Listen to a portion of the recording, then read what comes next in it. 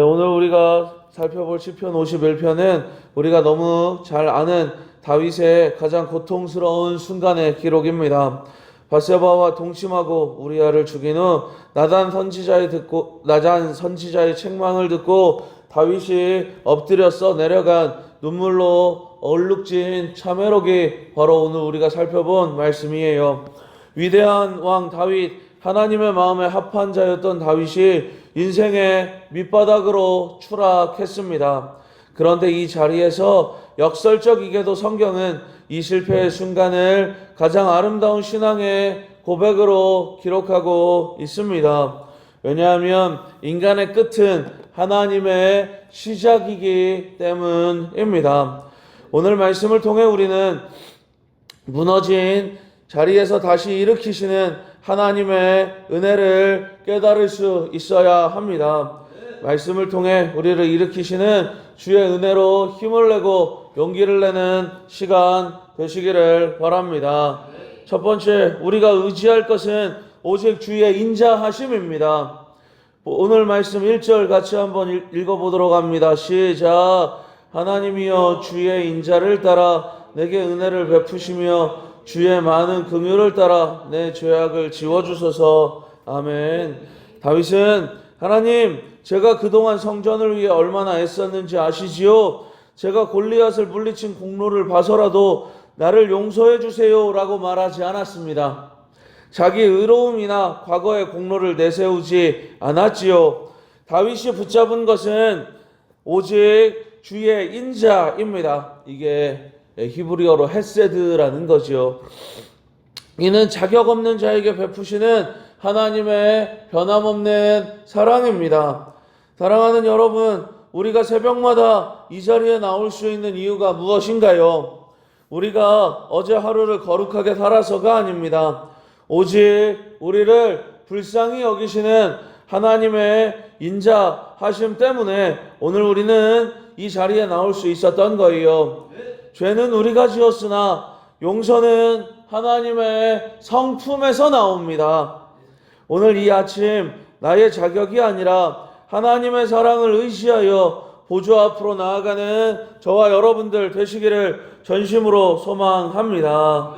두 번째, 우리는 수리가 아니라 재창조가 필요한 존재입니다. 수리라고 하는 것은 조금 고치면 되는 건데, 창조라고 하는 것은 완전히 새롭게 짓는 걸 말하는 거예요. 창조는 없는 것을 만들어내는 걸 창조다라고 이야기를 하지요. 다윗은 자신의 죄를 깊이 묵상하다가 충격적인 깨달음을 얻습니다. 5절 말씀 같이 한번 보도록 합니다. 시편 51편 5절 말씀 같이 한번 보도록 합니다. 시작. 내가 죄악 중에서 출생하였으며 어머니가 죄 중에서 나를 잉태하였나이다. 아멘. 지금 다윗은 내가 어쩌다 실수했습니다가 아니라 하나님, 저는 본질적으로 죄인입니다. 제 속에는 선한 것이 하나도 없습니다 라고 고백합니다. 그래서 다윗은 10절에서 이렇게 간구하지요. 10절 같이 읽습니다. 시작. 하나님이여 내 속에 정한 마음을 창조하시고 내 안에 정직한 영을 새롭게 하소서. 아멘. 여러분, 창조하다라는 건 제가 방금도 말씀드렸지만 없는 거에서 있게 만드는 게 창조예요. 그럼 지금 다윗은 뭐라고 고백하는 거예요? 자기가 자기의 마음을 바라보니 정한 것, 선한 것이 하나도 없습니다 라고 하나님 앞에 철저하게 고백하는 겁니다. 자기 안에 선한 것, 정한 것이 하나도 없으니 하나님, 내 마음에 선한 것과 정한 것을 만들어 주시고 그것을 마음에 넣어 주세요 라고 고백하고 있더라라는 겁니다. 이것이 우리 신앙의 핵심입니다. 우리가 믿는 기독교는 나쁜 사람을 훈련시켜 좋은 사람을 만드는 종교가 아닙니다. 그러니까 조금 고쳐서 쓰는 존재를 만들어내는 종교가 아니라는 거예요. 죽은 자를 살려내고 죄인을 의인으로 다시 태어나게 하는 생명의 종교가 바로 예수 그리스도를 믿는 기독교라는 겁니다. 우리들에게 가장 필요한 것은 내 노력으로 나를 개선하는 것이 아니라 날마다 성령으로 내 마음을 새롭게 빚으시는 하나님의 창조적 역사입니다. 주님께서 저와 여러분의 인생을 새롭게 하여 주시기를 바랍니다. 우리 안에 정한 마음을 만들어 주시고 우리 삶에 선한 것을 더하여 주시기를 바랍니다. 우리 힘으로는, 우리 능력으로는 우리가 새롭게 될 가능성이 없으나 주의 인자와 주의 긍휼함이 덧입혀진다면 우리는 정한 것, 우리는 선한 자리에 서게 되는 인생이 되어질 줄 믿습니다. 마지막으로 우리가 살펴볼 것은 하나님이 가장 기뻐하시는 제사는 상한 심령이라는 거예요. 하나님께서는 무엇을 받으시는 분인가요? 우리의 마음을 받으시는 분이시더라는 겁니다. 여러분, 마음을 담아서 무언가를 할 때 하나님께서 기뻐하시는 거예요. 마음이 있으면 안 할 수가 없거든요. 마음이 있으면 안 할 수가 없어요. 내가 사랑하면은 일하게 되어져 있고 내가 사랑하면 주게 되어져 있습니다. 인간의 관계에서도 그렇게 돼요. 그런데 다른 경우가 나타날 수가 있어요. 그게 뭐냐면 마음이 없이 움직이고 행동할 수가 있다는 거죠. 그런데 우리 하나님께서 원하시는 것은 누가 뭐래도 마음입니다. 심령입니다. 마음을 드릴 때 그 마음을 받으시는 분이 우리 하나님이시라는 거예요. 마음을 드릴 줄 아는 인생이 되시기를 바랍니다. 물론 어거지로 하는 것도 굉장히 귀합니다. 저는 억지로 하는 가운데 하나님의 은혜가 나타난다고 믿어요. 우리 예수님께서 골고다 언덕길로 올라가실 때에 십자가에 가실 때에 막 즐겁고 행복해서 춤췄나요? 아니 뭐 성경에 그렇게 저랑 다른 성경 보시는 거 아니잖아요. 왜 말을 그렇죠. 우리 고명 권사님 예수님 십자가에 가시면서 춤췄나요? 뭘 고민해. 안 췄잖아요. 안 췄다고요. 그런 거 없어요.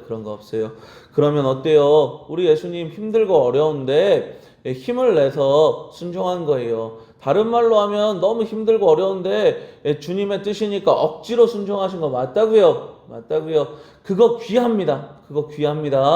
그러나 그 마음마저도 사랑하는 가운데 마음을 담아 할 수 있도록 최선을 다해야 한다는 거지요. 마음을 드리는 인생이 되시기를 전심으로 소망합니다. 17절 말씀 보도록 할게요. 17절 같이 읽습니다. 시작. 하나님께서 구하시는 제사는 상한 심령이라 하나님이여 상하고 통회하는 마음을 주께서 멸시하지 아니하시리이다. 아멘입니다. 다윗은 왕으로서 수천 마리의 황소로 제사를 드릴 수 있었습니다. 하지만 그는 깨달았습니다. 마음이 담기지 않은 형식적인 예배, 통회가 없는 화려한 제물을 하나님께서 역겨워 하신다는 사실을 말입니다. 하나님께서 찾으시는 제물은 깨어진 마음입니다. 주님, 저는 주님 없이는 아무것도 아닙니다. 주님의 은혜가 아니면 저는 단 한순간도 서 있을 수 없습니다. 라며 두 손을 들고 항복하는 그 마음을 하나님은 결코 멸시하지 않으십니다. 사랑하는 여러분, 혹시 우리 삶을 돌아보며 실패했다고 느껴지시나요? 죄 때문에 혹은 반복되는 연약함 때문에 마음이 무너져 있지는 않으신가요? 소망하기는 낙심하지 마시기 바랍니다. 바로 그 상한 심령이 하나님을 만날 수 있는 가장 거룩한 제단입니다. 우리가 바닥을 칠 때 비로소 내 힘이 빠지고 하나님의 능력이 임하기 시작하는 거예요. 다윗의 위대함은 죄를 짓지 않은 데 있는 것이 아니라 죄를 지었을 때 하나님께로 즉시 돌이킨 것에 있습니다. 회개는 후회하고 자책하는 것으로 끝나는 것이 아니지요. 하나님께로 방향을 트는 겁니다. 오늘 이 새벽 우리의 더러워진 마음을 우슬초로 정결케 하시는 주님의 십자가 앞에 내려놓으시기 바랍니다. 그리고 주님 내 안에 정한 마음을 창조하여 주옵소서, 성령의 기쁨을 회복시켜 주옵소서 라고 기도하시기 바랍니다. 무너진 자리에서 우리를 다시 일으켜 세우시는 하나님의 은혜가 대림절을 보내며 성탄을 기다리는 저와 여러분의 심령 가운데 가득하게 되시기를 예수님의 이름으로 축원합니다. 아멘.